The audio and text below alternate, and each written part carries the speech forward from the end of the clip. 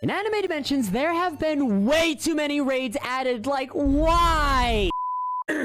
Sorry. As I was saying, there have been many raids that were added and removed in the game. Some give characters that are good, and some give mid characters. There are also raids that give some terrible characters, looking at you, Demon Lord or Rimuru. But either way, you're gonna want to get all of the characters from the raids, since characters give you stat point boosts. There's one little issue, however. The characters are hard to get. Unless you're lucky, it's going to require you to have a lot of rewards to drop the characters, and if your damage is bad, then you aren't gonna have a good time. So in this video, I'm gonna be talking about 2 team setups that will maximize your damage and allow you to get the most out of your stats inside of the boss raid on Anime Dimensions. So the 2 teams I have for you are very similar. Like, the only difference is the main character and a few stats. I know, underwhelming. But the reason why I'm splitting these 2 into different teams is because they require different prerequisites for getting them to function properly. One requires a lot of grinding, the other requires a lot of grinding along with some luck, and also having a soon-to-be unobtainable character. So this is the first team in the 2 strongest teams. The entire team is composed of Sungjin Woo as the main,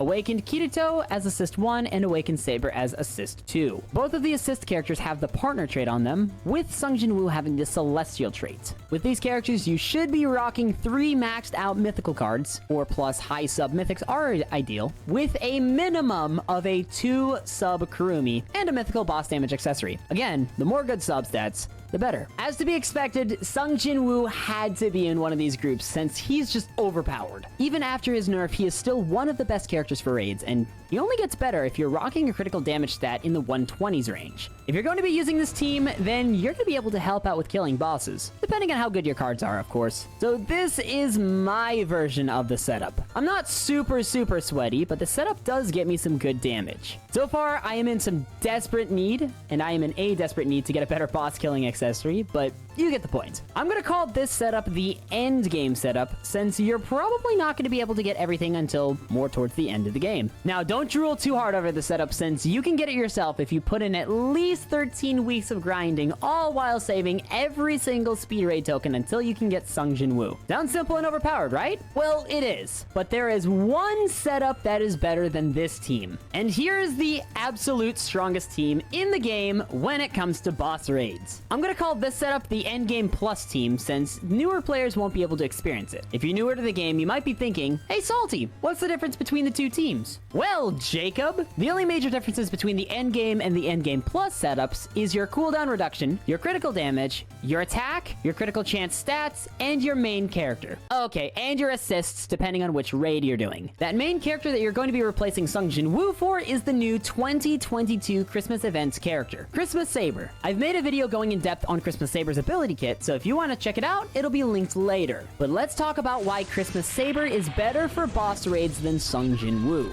Christmas Saber has a hidden ability. When you use Christmas Saber's abilities, she gains pet energy faster than a lot of other characters. While Gojo and Milim have similar abilities, Christmas Saber is just better since she just does more damage while having some added buffs. Combine that insane energy gain with a Kurumi and a really good trait, like Celestial, and you have a character that can do insane amounts of damage. Like, we're talking billions of damage if you have good cards. Let's do a raid with the Endgame Plus setup to show off how much damage this setup can really do, well, at least while using it solo.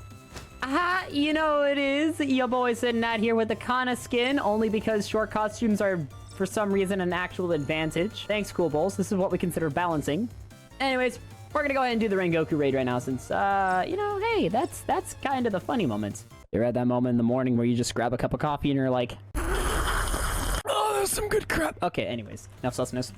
Now, I talked about in the video that you should use the 4 ability before using the 1 ability. There's like 1, 4, 1, 3, 2 or something like that, but you know, hey, that's... You think I listen to my own rules? The answer to that is no. No, I do not. I'm just kidding. I do listen to them a little bit. So, for Christmas Saber, all you really want to do is you want to just keep up the pet energy gain and make sure that you can get a couple of what are known as cycles in, if that makes sense. So basically what you want to do is you want to just keep attacking using abilities, monitoring downtime, and just make sure that you can get the Kurumi ability to activate multiple times.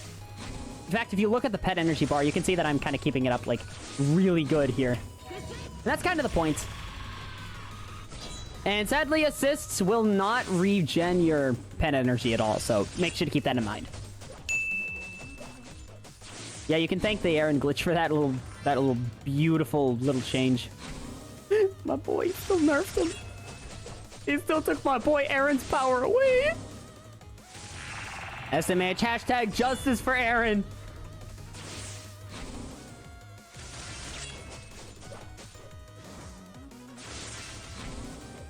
I forget if it's the 3 ability or the 2 ability, but it's one of those 2 abilities. Basically, it gives Saber like a critical chance? Allows her to do more critical chance, or a higher critical chance. Salty is great at English, so you can tell. Also, 3 ability, the fact that you get faster M1s is super nice. Utilize that and take great advantage of it too. I think I goofed up the cycling here. Shouldn't be an issue, we got it back.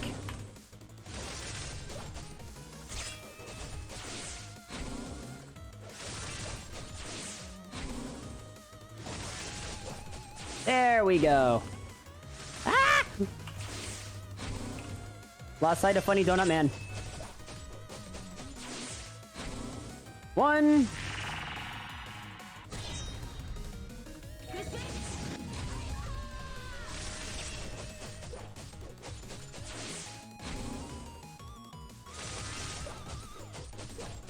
It also helps if you have at least 170,000 stat points, because then you get that, you have not only that one boss leech ability that allows you to heal whenever you do damage to the boss.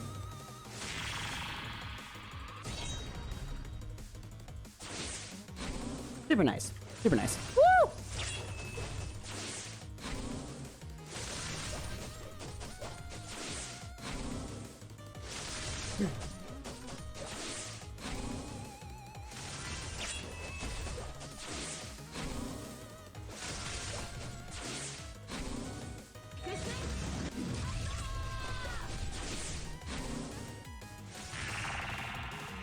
So one thing you keep in mind when using Christmas Saber is try to not use your ultimate as much as your other abilities. If there was like no wind-up time for her ultimate, then it wouldn't be that big of a deal. But since you have like a second until her ultimate starts doing damage, you want to avoid using the ultimate as much as possible. Like, I'll use it at the very end if I don't have an ability, like I'll use it here. It just eats up your time. And it can destroy cycles, so that ain't good.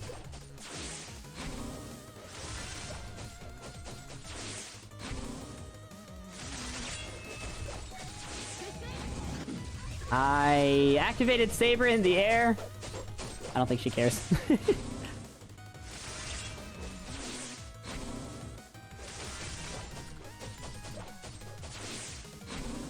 As you can see, we do a little bit of damage on this channel, ladies and gents. It's nothing amazing. It's not like boss killing levels of insane, but you definitely could still do it. Definitely could still kill Funny Donut Man.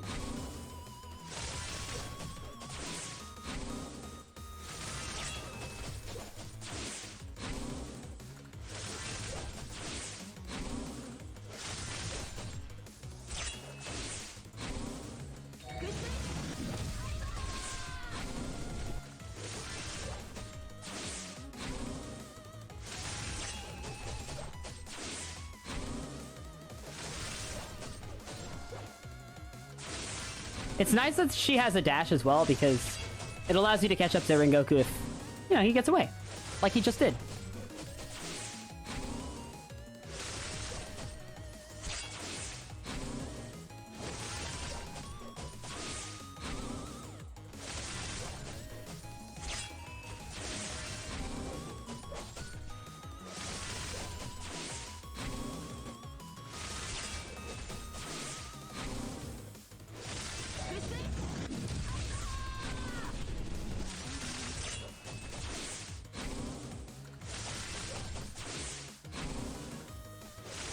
Nah, you ain't getting away from me, buddy.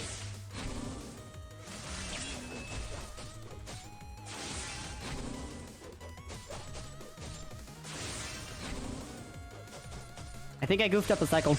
Never mind, we're good.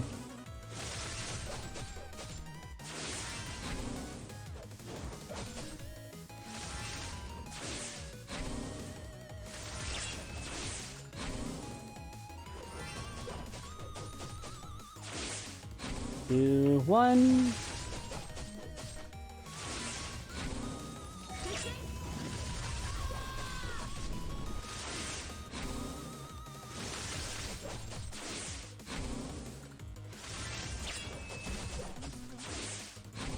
$2 billion damage solo, ladies and gentlemen. And I have, some decent cards. Not amazing, but hey, decent's not bad at all.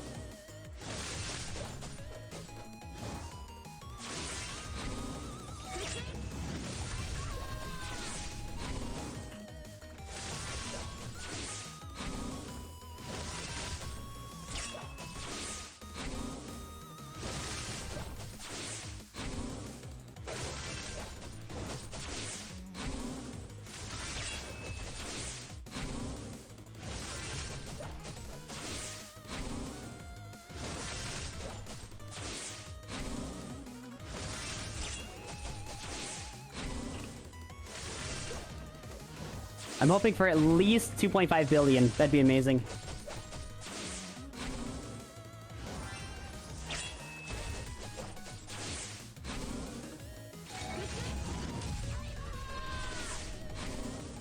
But as you can see, I've basically not used my ultimate at all, and I've just done a ton of damage.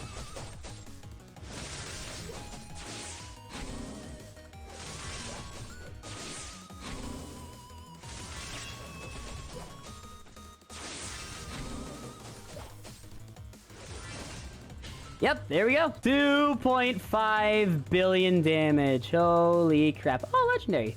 Broken. Hey, just jumping in here real quick to say that if you're enjoying the video, which you clearly are because you made it this far, but if you're enjoying the video, then make sure to not only like the video, but also subscribe so you don't miss out on any future content. I'm trying to hit 100K within the year of 2023, so subscribe and kind of help the brother out. What do you say? Okay. Anyways, back to the video. Boom! As you can see, Christmas Saber is absolutely overpowered. She is much better than Milim due to her buffs and abilities. There's a couple of things to keep in mind for both of these setups. First, the endgame plus setup works best in large groups within a stealtho buff. You can get that buff with both a full lobby and partner on all of your assists, then the damage potential is insane. Second, don't be afraid to use characters that give you damage buffs. Using both Makima and Goku as your main / assists in the Goku raid is really good since you get a lot of damage with using them. It's one of the reasons why a lot of really strong players are able to kill raid bosses. I'm serious, don't sleep on them. But now let's talk about Christmas Saber. She's the newest character in the game and she is, as you just saw, absolutely broken. If you don't have her, then go get her right now since she's going to be unobtainable here within the next week. What are you waiting for? Go watch this video and learn about how to use her and go get her at the same time.